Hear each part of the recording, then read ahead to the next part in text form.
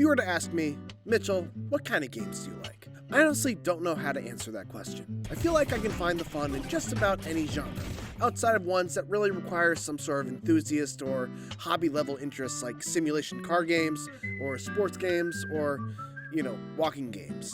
But if you were to say, no, Mitchell, what's like your genre? The bundle of games that you'd save on a sinking ship and be forced to forsake all the others. I'd say, oh, well, that's easy. There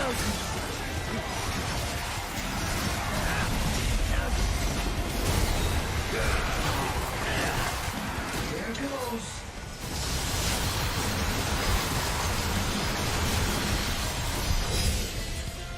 Character action games are my first love in the world of video games. When they're good, they light my brain up like no other thanks to their challenging yet rewarding difficulty, flashy combat, and moments that just make you feel awesome as the person orchestrating the on-screen chaos. But while we've seen modern sequels and reimaginings of classic series like God of War, Devil May Cry, and Bayonetta, there's one 3D action game pioneer that still has not seen a new entry in over a decade.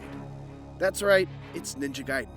And that's a dang shame because in my eyes, Ninja Gaiden Black is the best pure action game of all time. When talking about what makes Ninja Gaiden Black so dang good, we gotta break down the conversation into three main points. So let's start with the flashiest of the bunch, the combat, and specifically how it works on both the surface and deeper levels.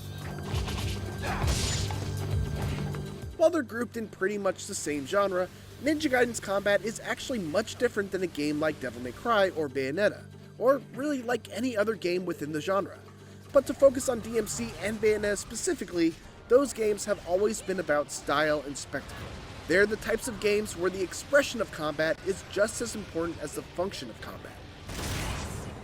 Oh yeah, looking good, baby.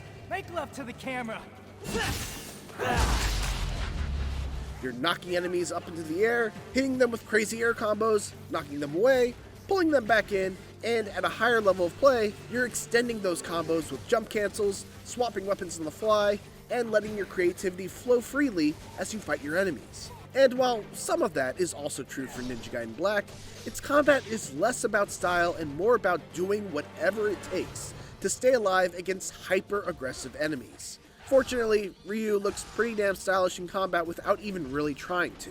Key to this is the fact that Ryu Hayabusa can do extraordinarily powerful things to enemies that you just don't typically see in other action games. His flying swallow attack allows him to almost instantly close the distance on any enemy, potentially kill them in one hit with a decapitation, and otherwise deal big damage to them even if it doesn't lop off their head.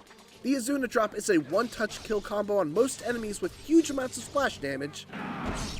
And on top of all that, Ryu also has access to screen-clearing Nimpo attacks that deal massive single-target and AoE damage.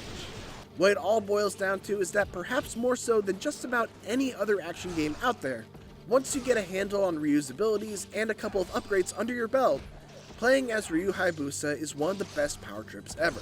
And all of that is speaking purely on a surface level. When you start to dig deeper, Ninja Gaiden's brilliant combat somehow manages to shine even brighter. At its core is this risk-reward mechanic involving Essence and Ryu's ultimate techniques. Essence comes in three forms. Yellow is a currency used to purchase items and upgrades at the shop, Blue Essence restores your life, and Red Essence restores one of Ryu's Nimpo uses.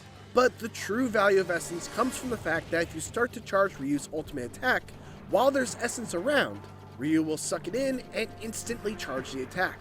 If it lands, you get a much larger orb of Essence with several times the amount of currency. But if it doesn't land, then you lose that Essence. You can even hold down the block button to make it so that Ryu doesn't pick up any Essence, which lets you maneuver around a combat encounter and try to find the best timing and opportunity to use your ultimate technique. Eventually, you start to learn about how to use roll jumps to time quick charge ultimate attacks, how to use shurikens to cancel the recovery animations of your attacks and restart combos quickly, how to use your counterattacks to knock down enemies for a free flying swallow, and the well just keeps on going deeper and deeper. This dance is something that's so wholly unique to Ninja Gaiden.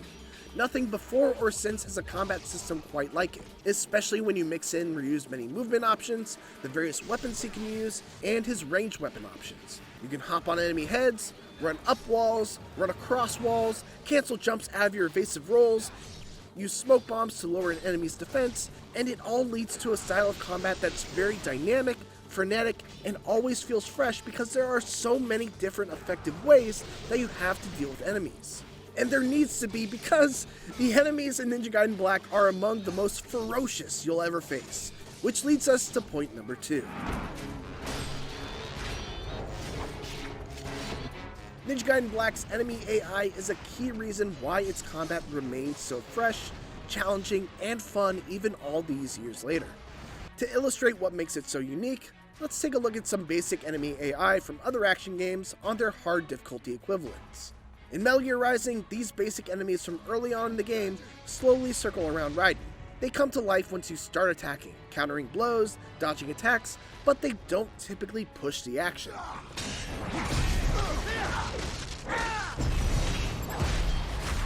Get off!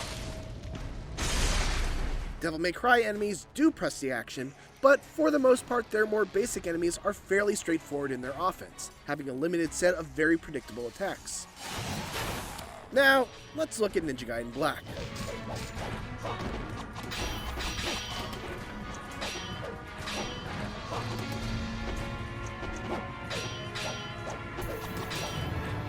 Relentless is a good word for it, right? They're constantly jumping all over the place, dashing in, peppering you from a distance, they'll grab you if you turtle up, and even at the early stages, there's just an added level of intensity from the enemies. Now, this isn't to say that this is the right way for action games to be.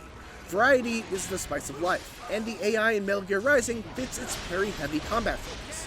Just like how DMC5's more predictable fodder-like enemies plays to its strengths by giving the player more opportunities to absolutely style on their enemies. Plus, there's plenty of excitement that comes from the mixing these basic enemies with the tougher enemies that break these particular molds.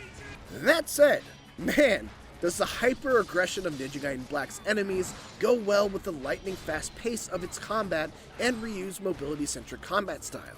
Even small fights against basic enemies have tension to them, and the bigger fights that mix in large, lumbering demons along with the quick ones that have the ability to dart in and out super quickly are edge-of-your-seat fights for survival. The third key to Ninja Gaiden Black's gameplay is Ryu's mobility. No one moves or incorporates that movement into combat quite like Ryu Hayabusa. A lot of this stems from the fact that his jump is super low to the ground, and focused more on horizontal movement than vertical movement. This allows him to quickly jump towards enemies and enhances the usage of moves like the Flying Swallow and the Guillotine Throw. It also allows for Ryu to really quickly move around a combat space while limiting his vulnerability thanks to the ability to cancel out of an invasive roll with a roll jump. Not only are they invaluable in combat, but they're also just super fun to use to get around the world. Above all though, Ryu just feels utterly smooth to control. He's able to go seamlessly from on the ground, to on the wall, to Flying Swallow, to jumping off enemy heads, to quick charging and ultimate technique. There's a flow to his movement that's just a joy to be in control of. Now, I am gonna downplay for a second here for fairness' sake. Ninja Gaiden Black is far from a perfect game. Its story is completely forgettable, some of its deeper systems could have been better explained to ease the on-ramp for new players, its menus are clunky and require you to constantly call them up in order to equip new weapons and use consumables, and navigation through its world could have used some better direction. But it is also an action game, and when it comes to its action, Ninja Gaiden Black is a masterclass of combat design. And it's the one game I keep coming back to on a yearly basis, because of this particular blend of deep combat, challenging and aggressive enemy design, and unparalleled mobility options. For more Ninja Gaiden Black, did you know that me and my buddy CJ actually played through the entire game on IGN? Fight them. No! Oh no!